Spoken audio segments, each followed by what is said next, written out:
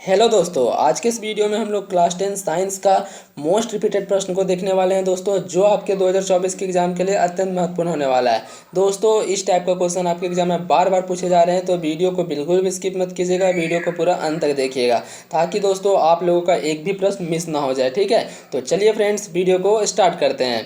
पहला प्रश्न देखिए आपके स्क्रीन पे है, दाढ़ी बनाने में किस प्रकार के दर्पण का उपयोग किया जाता है? तो इसका सही आंसर हो जाएगा दोस्तों आपका समतल दर्पण। ठीक है, ऑप्शन नंबर ए इसका सही आंसर है। और जो समतल दर्पण द्वारा बना प्रतिबिंब होता है दोस्तों, ये आपका आभासी और सीधा होता है। ठीक है, आभासी और सीधा, ये भी आपको याद रखना है। अगला प्रश्न देखिए, दूसरा नंबर प्रश्न, गोलीय दर्पण में फोकस दूरी एवं वक्रता त्रिज्या के बीच संबंध। ठीक है, फोकस दूरी और वक्रता त्रिज्या के बीच क्या संबंध है? तो जो इसका सही आंसर हो जाएगा दोस्तों, ये आपका ऑप्शन नंबर बी है। ठीक है, जो फोकस है वो आपका त्रिज्या का आधा होता है। ठीक है, फोकस जो होता है दोस्तों, ये आपका त्रिज्या का आधा होता है। ठीक है, ऑप्शन बी इसका करेक्ट है। अगला प्रश्न देखिए, तीसरा नंबर प्रश्न जो है, प्रकाश के अपवर्तन की क्रिया में कौन सी भौतिक राशि अपरिवर्तित रहती है? तीसरा नंबर जो प्रश्न है दोस्तों, ये है आपका, प्रकाश की अपवर्तन की क्रिया में कौन सी भौतिक राशि अपरिवर्तित रहती है? तो इसका सही आंसर हो जाएगा आपका आवृत्ति। ठीक है, ऑप्शन नंबर ए इसका करेक्ट आंसर है। अगला प्रश्न देखिए, चौथा नंबर प्रश्न है, 1 मीटर फोकस दूरी वाले उत्तल लेंस की क्षमता होगी। उत्तल लेंस की जो क्षमता होती है दोस्तों, ये आपका हमेशा प्लस में होती है। ठीक है, तो यहाँ पे आपका 1 है, तो इसका सही आंसर हो जाएगा आपका 1 डायोप्टर। ठीक है, 1 डायोप्टर इसका करेक्ट आंसर हो जाएगा। जो इसका सूत्र होता है दोस्तों, ये आपका होता है P = 1/f। ठीक है, 1 आपका दिया हुआ है, f आपका कितना है 1, 1 से 1 कितना बार में कटेगा दोस्तों? 1 बार में कटेगा। ठीक है, तो इसका सही आंसर हो जाएगा आपका 1 डायोप्टर, और ये आपका हमेशा प्लस में होता है। ठीक है, अगला प्रश्न देखिए, पांचवा नंबर प्रश्न, 4D क्षमता वाले अवतल लेंस की फोकस दूरी क्या होगी? तो इसका मैंने आपको सूत्र बता दिया है दोस्तों। जो सूत्र होता है लेंस की क्षमता का, वो होता है आपका P = 1/f। ठीक है, जो क्षमता होता है दोस्तों, इसको P से दर्शाते हैं और फोकस को आपका F से दर्शाते हैं। ठीक है, यहाँ पे आपका P दिया हुआ है कितना, 4 डायोप्टर, बराबर कितना हो जाएगा 1/f। ठीक है, F को इधर लाएंगे दोस्तों तो 1 हो जाएगा और 4D आपका नीचे आ जाएगा। ठीक है, यहाँ पे आपको सेंटीमीटर में आंसर है दोस्तों, तो यहाँ पे आपको 100 से गुना करना पड़ेगा। ठीक है, सेंटीमीटर में बदलने के लिए 100 से आपको गुना करना पड़ेगा। 4 से कितना बार में कटेगा फ्रेंड्स? 25 बार में। ठीक है, तो इसका सही आंसर हो जाएगा आपका 25 सेंटीमीटर। ऑप्शन नंबर बी इसका करेक्ट आंसर है। अगला प्रश्न देखिए, छठा नंबर प्रश्न आपकी स्क्रीन पे है दोस्तों, ये है आपका, वाहन के अग्रदीप में किस दर्पण का उपयोग किया जाता है? ये दोस्तों काफी महत्वपूर्ण सवाल है, तो इसका करेक्ट आंसर हो जाएगा आपका अवतल दर्पण। ठीक है, ऑप्शन नंबर ए इसका करेक्ट आंसर है। और जो वाहनों के पार्श्व दृश्य दर्पण में जो उपयोग किया जाता है दोस्तों, ये आपका उत्तल दर्पण का उपयोग किया जाता है। ठीक है, अगला प्रश्न देखिए, सातवां नंबर प्रश्न जो है, मानव नेत्र के जिस भाग पर किसी वस्तु का प्रतिबिंब बनता है वह है? दोस्तों, मानव के नेत्र में वह कौन सा भाग है जहाँ पे जो प्रतिबिंब है दोस्तों, ये आपका बनता है? ठीक है, वस्तु का प्रतिबिंब बनता है, तो इसका सही आंसर हो जाएगा आपका दृष्टिपटल। ठीक है, ऑप्शन नंबर ए इसका करेक्ट आंसर है। और जो हमारे आंखों में प्रतिबिंब बनता है दोस्तों, ये आपका वास्तविक और उल्टा होता है। ठीक है, इसको भी आपको याद रखना है।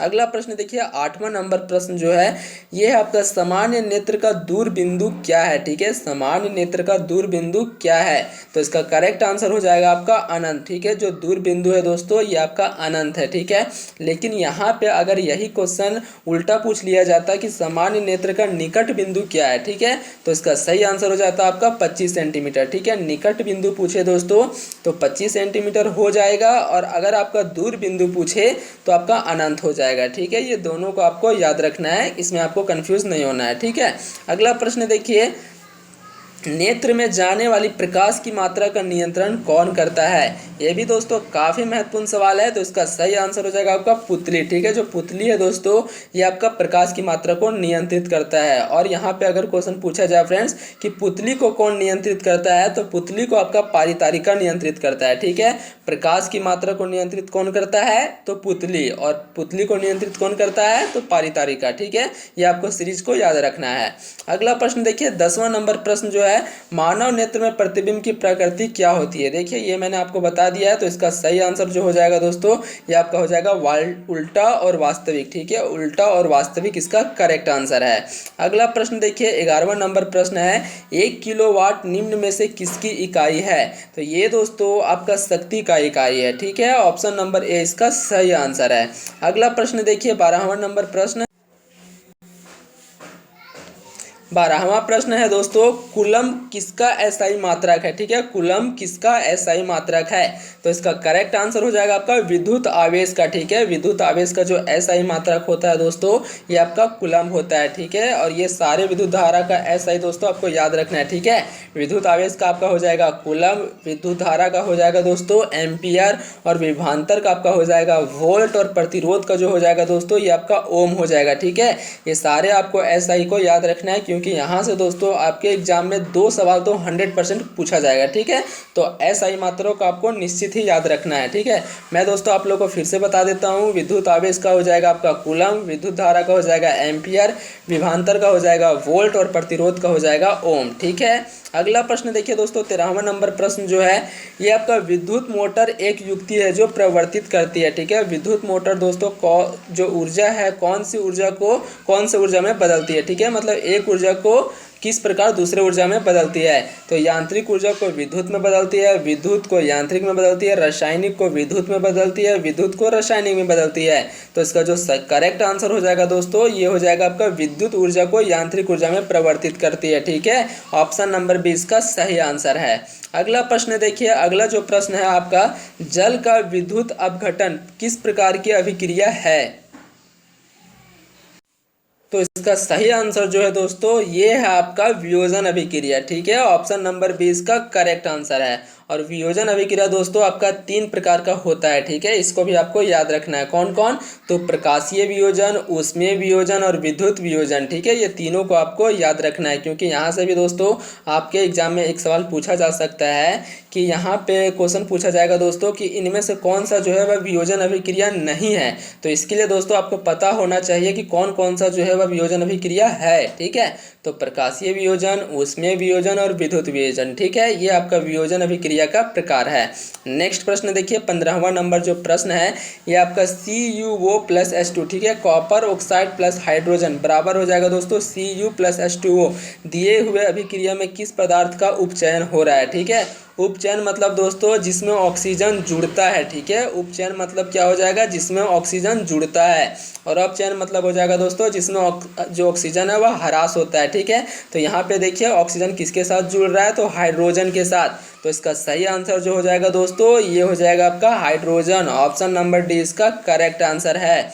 अगला जो प्रश्न है दोस्तों ये आपका 16वां नंबर प्रश्न है, दिए गए चित्र में किस प्रकार की अभिक्रिया हो रही है? ये दोस्तों कौन सा अभिक्रिया है? ठीक है, ये आपके बुक में दोस्तों चैप्टर 1 का जो चित्र है आपका रासायनिक अभिक्रिया एवं समीकरण का। ठीक है, तो यहाँ पे दोस्तों आपको बताना है कि इसमें कौन सा अभिक्रिया हो रही है। तो इसमें दोस्तों आपका विस्थापन अभिक्रिया हो रही है। ठीक है, कौन सी अभिक्रिया हो रही है? तो विस्थापन अभिक्रिया हो रही है। ठीक है, विस्थापन अभिक्रिया किसे कहते हैं फ्रेंड्स?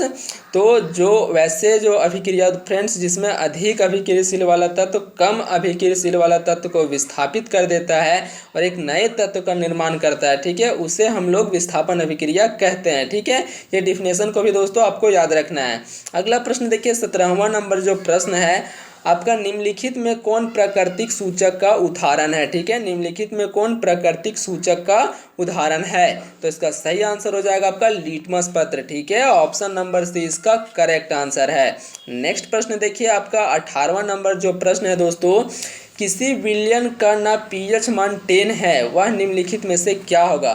तो इसमें दोस्तों आपको एक स्केल याद रखना है। ठीक है, देखिए यहाँ पे मान लीजिए दोस्तों ये आपका स्केल है। ठीक है, यहाँ से आपका 0 से स्टार्ट होगा दोस्तों, 0 1 2, यहाँ पे आपका हो जाएगा 3 4 5 6 7। ठीक है, 7 में दोस्तों ये आपका उदासीन हो जाता है। क्या हो जाएगा? आपका उदासीन। ठीक है, बाकी आपका 7 से पार फ्रेंड्स 8 9 10 11 12 ये आपका दोस्तों क्षार हो जाएगा। ठीक है, क्या हो जाता है? क्षार हो जाता है। और जो 7 से नीचे होते हैं दोस्तों ये आपका अम्ल होते हैं। ठीक है, 7 से जो नीचे होते हैं फ्रेंड्स ये आपका अम्ल होते हैं। ठीक है, जैसे कि 1 2 3 4 5 6। ठीक है, ये सब दोस्तों आपका पीएच मान होगा ये आपका अम्ल होगा। ठीक है, और जो 7 से ऊपर होगा जैसे 8 9 10 11 12 तो ये आपका क्षार होगा। ठीक है, और जो 7 होता है दोस्तों ये आपका उदासीन होता है। ठीक है, क्या होता है? उदासीन होता है। तो यहाँ पे प्रश्न में जो बोला जा रहा है फ्रेंड्स ये आपका पीएच मान 10 है तो ये क्या होगा? ये 7 से ऊपर है दोस्तों तो ये आपका क्या हो जाएगा? क्षार हो जाएगा। ठीक है, ऑप्शन नंबर डी इसका करेक्ट आंसर है। अगला प्रश्न देखिए 19वां नंबर प्रश्न, 19वां नंबर जो प्रश्न है दोस्तों, ये आपका दिया गया चित्र क्या सूचित करता है। ये जो आपका चित्र दिख रहा है फ्रेंड्स, ये आपका क्या सूचित कर रहा है, ठीक है। तो इसका जो राइट आंसर हो जाएगा दोस्तों, ये हो जाएगा आपका ऑप्शन नंबर डी, इसका सही आंसर हो जाएगा, ठीक है। सांद्र अम्ल तथा क्षार वाले बर्तन की चेतावनी चिन्ह, ठीक है। ये दोस्तों आपके बुक में है, तो इसको आपको याद कर लेना है, ठीक है। अगला प्रश्न देखिए, 20वां नंबर जो प्रश्न है आपका, इमली में कौन सा अम्ल होता है, ठीक है। इमली में कौन सा अम्ल होता है, तो इसका सही आंसर हो जाएगा आपका टर्टरिक अम्ल, ठीक है। इमली में कौन सा अम्ल होता है दोस्तों, तो टर्टरिक अम्ल, ठीक है। और सिट्रिक अम्ल किस में होता है, सिट्रिक अम्ल दोस्तों आपका नींबू में होता है, ठीक है। इसको भी फ्रेंड्स आपको याद रख लेना है, ये आपके बुक में है, ठीक है, कि किन में कौन सा अम्ल होता है। तो यहाँ से दोस्तों आपके एग्जाम में 2 सवाल निश्चित ही पूछा जाएगा, तो इसको आपको याद रख लेना है, ठीक है। मैं आप लोग को एक बार बता देता हूँ, सिट्रिक अम्ल जो होता है दोस्तों, ये आपका नींबू में होता है। टर्टरिक अम्ल आपका इमली में होता है। सिट्रिक अम्ल आपका होता है नींबू में। और लैक्टिक अम्ल जो होता है दोस्तों, ये आपका दूध में होता है, ठीक है। दूध या फिर दही में जो आपका होता है दोस्तों, ये आपका लैक्टिक अम्ल होता है। एक बार दोस्तों मैं आप लोगों को फिर से याद करवा देता हूँ, सिट्रिक अम्ल किस में होता है, तो नींबू में, ठीक है। टर्टरिक अम्ल किस में होता है, तो आपका इमली में, ठीक है। सिट्रिक अम्ल किस में होता है, तो आपका नींबू में। लैक्टिक अम्ल किस में होता है, तो दही में, ठीक है। इसको दोस्तों आपको याद कर लेना है।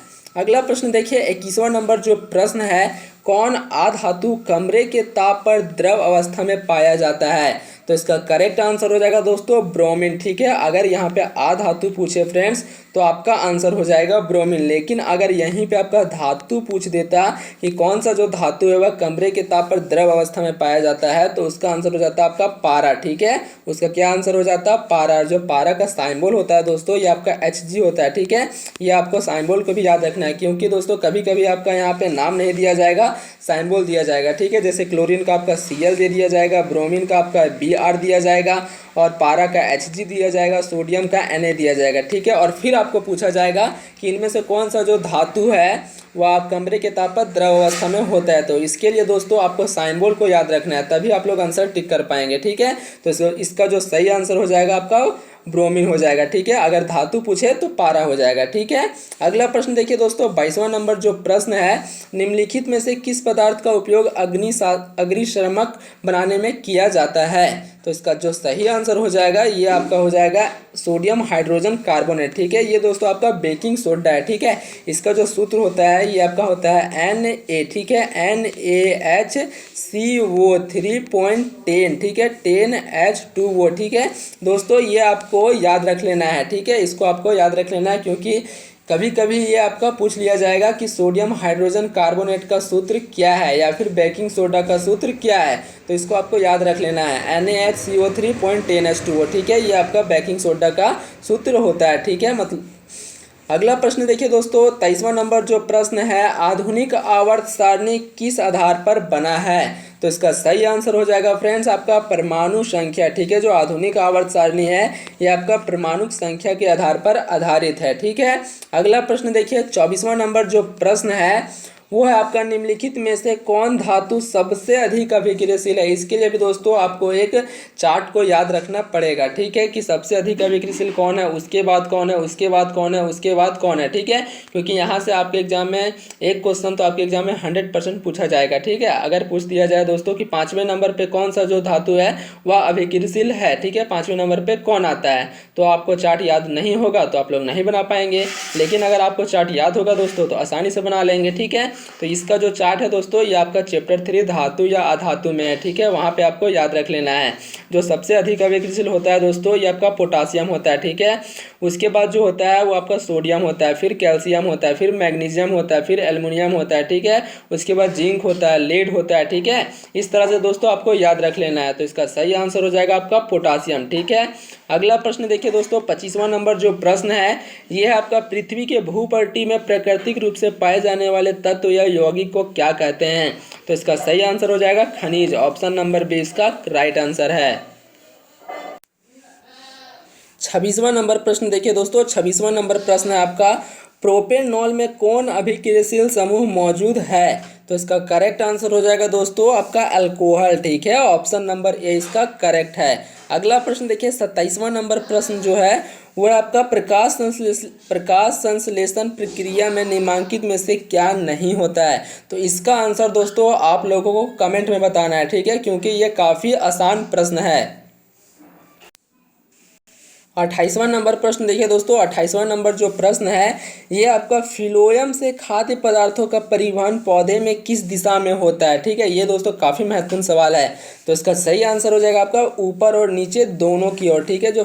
जो भोजन होता है दोस्तों ये फिलोयम के द्वारा ऊपर से नीचे और नीचे से ऊपर की ओर दोनों की ओर परिवहन होता है, ठीक है। लेकिन अगर यहाँ पे क्वेश्चन पूछा जाए कि जाइलम जो होता है दोस्तों जो जल का परिवहन करता है इसमें कौन सी दिशा में परिवहन होता है, ठीक है। तो जाइलम जो है दोस्तों वह केवल नीचे से ऊपर की ओर जाता है, ठीक है, नीचे से ऊपर की ओर जाता है। जबकि जो फिलोयम के द्वारा खाद्य पदार्थ का जो परिवहन होता है दोस्तों, जो भोजन का परिवहन होता है ये आपका ऊपर से नीचे और नीचे से ऊपर दोनों की ओर होता है, ठीक है। तो इसका जो करेक्ट आंसर हो जाएगा ये आपका ऑप्शन सी हो जाएगा, ऊपर से नीचे दोनों की ओर, ठीक है।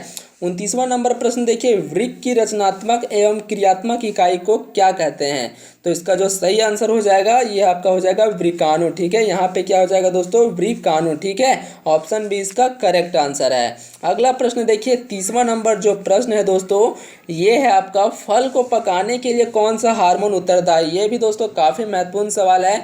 तो इसका जो सही आंसर हो जाएगा ये आपका हो जाएगा एथिलीन, ठीक है। एथिलीन जो हार्मोन है दोस्तों ये फल को आपका पकाने में सहायता करता है, ठीक है। और ऑक्सिन जो हार्मोन होता है दोस्तों ये आपका पौधों के वृद्धि मतलब लंबाई को बढ़ाने में मदद करता है, ठीक है, जो आपका ऊपरी भाग में स्थित होता है, ठीक है। जो पौधे के दोस्तों ऊपरी भाग में स्थित होता है ये आपका लंबाई को बढ़ाने में मदद करता है, ठीक है। और जो जिब्रेलिन है दोस्तों ये भी आपका लंबाई को बढ़ाने में मदद करता है, लेकिन तना को, ठीक है, जो पौधे का बीज का भाग होता है दोस्तों उसको बढ़ाने में मदद करता है, ठीक है। कौन मदद करता है तो जिब्रेलिन, ठीक है। और एथिलीन जो है दोस्तों ये आपका हो जाएगा फल को पकाने में मदद करता है।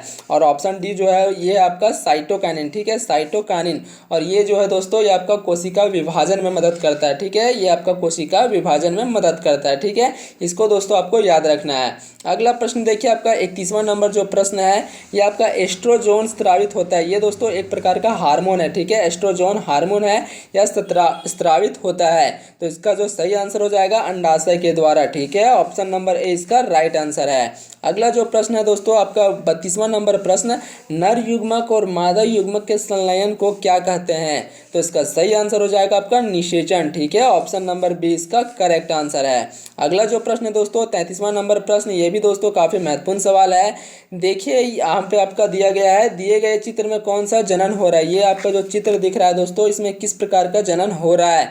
तो इसका जो सही आंसर हो जाएगा आपका मुकुलन, ठीक है। इसमें क्या हो रहा है दोस्तों मुकुलन हो रहा है, ठीक है। ऑप्शन नंबर ए इसका करेक्ट आंसर है। दोस्तों आपके बुक में जितने भी एग्जाम्पल है वो आपको सभी को याद रख लेना है, ठीक है, फिगर को कि किसमें कौन सा जनन हो रहा है, ठीक है। क्योंकि आपके एग्जाम में फिगर को दे दिया जाएगा दोस्तों और वहाँ पे पूछा जाएगा कि इनमें कौन सा जनन हो रहा है, ठीक है। तो इसके लिए आपको फिगर को याद करना होगा तभी आप लोग आसानी से आंसर दे पाएंगे, ठीक है।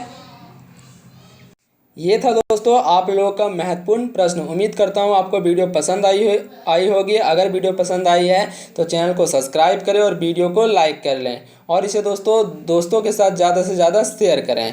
मिलते हैं दोस्तों नेक्स्ट वीडियो में, तब तक के लिए जय हिंद जय भारत।